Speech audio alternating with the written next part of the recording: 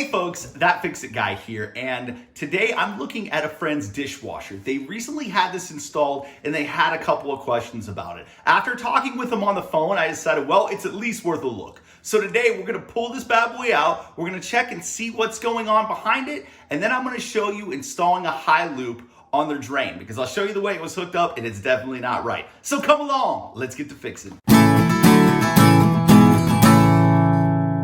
So with this particular install, the screws are not installed up on the countertop. They're actually installed on this edge.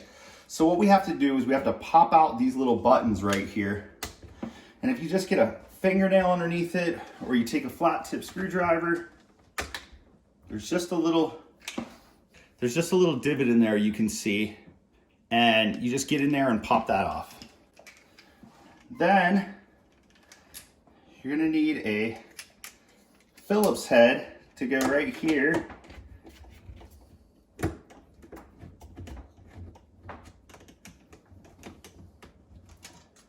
To take that screw out. And we'll just do the same on the other side.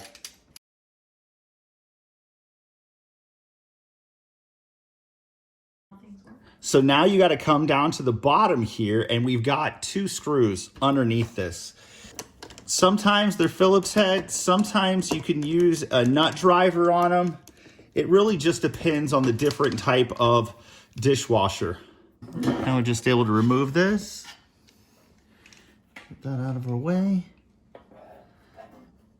And we're almost ready to slide this out.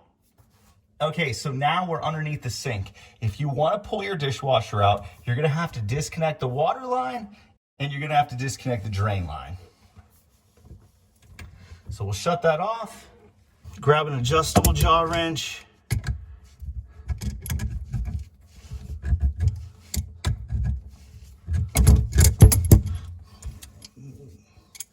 Maybe one a little smaller if you have it.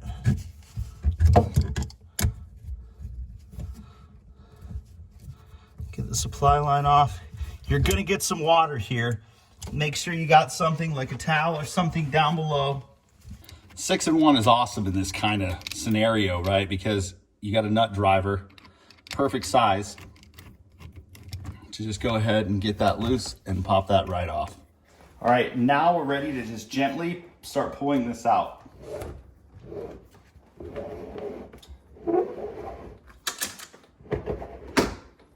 You might have to open up the cabinet, take a look, see if it's feeding in.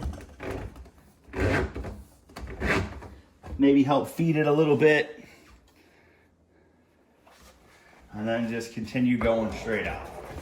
All right, so the one thing that we were concerned about was, did they actually cap off the Johnson tee? And they did. You can see that's a 1/2-inch shark bite cap on the back of that. So that's good to go. We can actually go ahead, put this back in place now, and then we will hook it up and install a high loop. So as you're pushing that back in, you're going to have to take your drain line and your water line, and you're gonna have to pull them a little bit at a time and just get it to where you need it, right? You don't want this bunching up in the back in any way and hindering your setup. This screw over here, it took about an extra 10 minutes more, right? Like, it was not cooperating at all. They kind of put it in at a downward angle and really hard to get. If you're going to put screws in on the sides like this, make sure you line them up straight, because really, if you ever have to pull it back out, you're gonna hate it. Gonna go back down here on the bottom. We just got a single plate.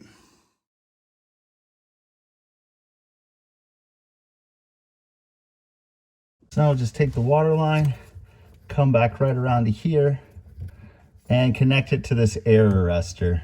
Get it hand tight. About a full turn past that, and we should be good to go. You don't want to go too much more than that with these flexible style supply lines. And now we're on to the high loop. So to make a high loop, I usually like to use these single hole conduit holders, right? And it just will be nice to get it up there, pin this up, have it set like that, usually good. And usually a 3/4 inch is gonna work. You can see this is a regular dishwasher drain line, but this is an extra sleeve that goes over it that's gonna be there. So it's actually more like 1 inch. Still gonna work. We're just gonna bump this out a little bit, a little retrofit here, and we'll make it work, all right? Should not be a deal. It's just a drain line. Just make it a little bit wider, and boom. It's gonna hold that up there. Not gonna have an issue. Right, so right here where your drain hose is coming out, you just wanna make it go up, all right? You get it to up in this position and get it back behind your sink there. And then we can just go to right here, and right there is where it ties in. Before we do that, let's just go ahead and we'll slap this bad boy on there for good measure and just pop that right there, okay? So now we've got that right where we need it, and now we just gotta make sure it stays where it's supposed to be, all right? And we don't have to get way up there and try to support it right there.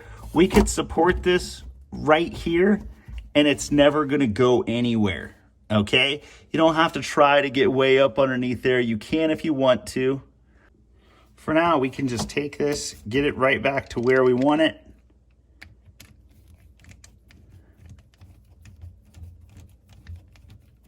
Okay, so one more thing I wanted to show you real quick that I found that was wrong that really should be addressed is this right here.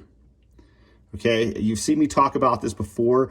If you know that gap is right there, well, we need to go ahead and close that gap. That just means the garbage disposal is actually not fully tightened on. And at some point, if you run it enough, eventually it could fall off. I've seen major leaks. I've seen this thing completely fall off because of this. Yeah, it just always needs to be closed, right? So just take this and bam. When that gap is closed, that means that's tightened.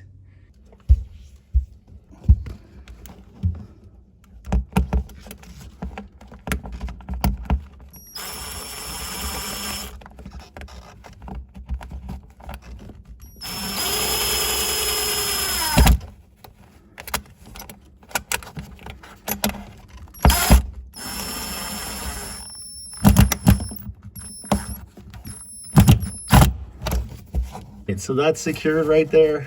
It ain't going nowhere. It's gonna stay in the high loop position and we're gonna be good to go. If you look up here, you can see it's good to go. We've got it up to the top of the cabinet. All right, so why would you wanna put a high loop or an air gap in your drain and not actually have it setting on the floor? Well, it's very easy. If it's setting on the floor, and your drain has a stoppage and everything starts backing up into here, well, it's just gonna go right down into your dishwasher. And once it's in there, good luck. It's gonna be nasty.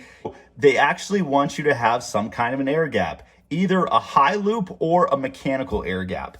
I've done other videos on that. You could check them out. Really works very well, and I don't know why the installer actually didn't do this.